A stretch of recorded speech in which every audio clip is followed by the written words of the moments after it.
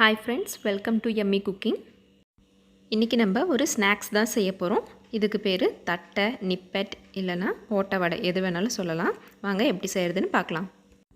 First ஒரு kilo பச்சரிசியை நல்லா கழுவி காய வச்சு நைஸாக அரைச்சி எடுத்துக்கோங்க.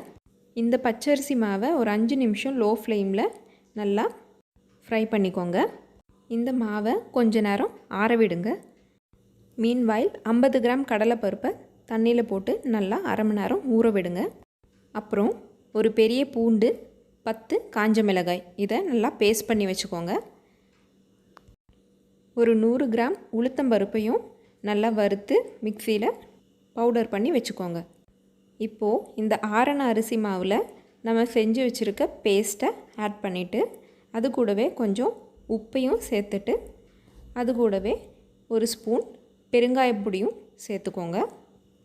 இப்போது ஒரு 6 டேபிள் ஸ்பூன் எண்ணெயை நல்லா கொதிக்க விட்டுட்டு ஆஃப் பண்ணிவிடுங்க. அதை இந்த மிக்சர் கூட, அதாவது ரைஸ் ஃப்ளார் கூட ஆட் பண்ணிவிட்டு நல்லா பிசைஞ்சிக்கோங்க. இதுக்கப்புறம் நம்ம பவுட்ரு பண்ணி வச்சுருக்க உளுத்தம்பருப்பை இது கூட ஆட் பண்ணிக்கோங்க. அப்படியே கடலைப்பருப்பு ஊற வச்சதையும் ஆட் பண்ணி இதோட கன்சிஸ்டன்சி கரெக்டாக இருக்கான்னு பார்த்துக்கோங்க. ஒரு பிடி பிடிச்சோன்னா அதோட டெக்ஸ்சர் அப்படியே இருக்கணும். அப்போ ரெடி ஆகிடுச்சின்னு அர்த்தம். இது கூட நம்ம இப்போ வேணுன்ற அளவு தண்ணியை ஊற்றி நல்லா சப்பாத்தி மாவு கன்சிஸ்டன்சிக்கு பிசைஞ்சு பால்ஸ் பண்ணி வச்சுக்கோங்க. அடுத்ததாக கடாயில் வேணுன்ற அளவு எண்ணெயை ஊற்றி நல்லா கொதி வர வைக்கணும். இந்த டைமில் மீன்வாயில் நம்ம தட்டை எப்படி பண்ணுறதுன்னு பார்க்கலாம். 2 கவரில் ஆயில் நல்லா அப்ளை பண்ணிவிட்டு செஞ்சு வச்சுருக்க ஒரு உருண்டையை அதை நடுவில் வச்சு நல்லா ஒரு கிண்ணத்தை வச்சு அமுக்கி ரவுண்டாக எடுத்து வச்சுக்கோங்க. இந்த வீடியோவில் பார்த்தா உங்களுக்கே தெரியும். ஸோ இந்த மாதிரி 5 ரவுண்டை நான் தட்டை தட்டி வச்சுக்கிறேன். இதை பார்த்திங்கன்னா குட்டீஸுங்களுக்கு ரொம்ப பிடிச்சமான ஸ்நாக்ஸ் ஐட்டம்.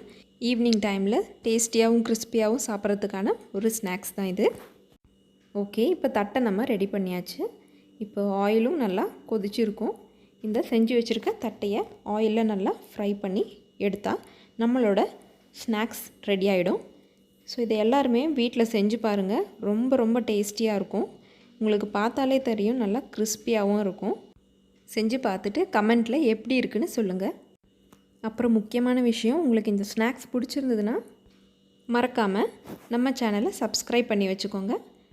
அப்புறம் அதுக்கு சைட்லேயே ஒரு பெல் ஐக்கான் இருக்கும். அதை கிளிக் பண்ணால் ஆல் என்ற ஆப்ஷனையும் கிளிக் பண்ணி வச்சுக்கோங்க. அப்போ தான் நான் போடுற டிஷ்ஷஸ் உங்களுக்கு உடனுக்குடன் வரும். இப்போ பார்த்தோன்னா தட்டை ஃபுல்லாகவே ரெடி பண்ணி வச்சாச்சு.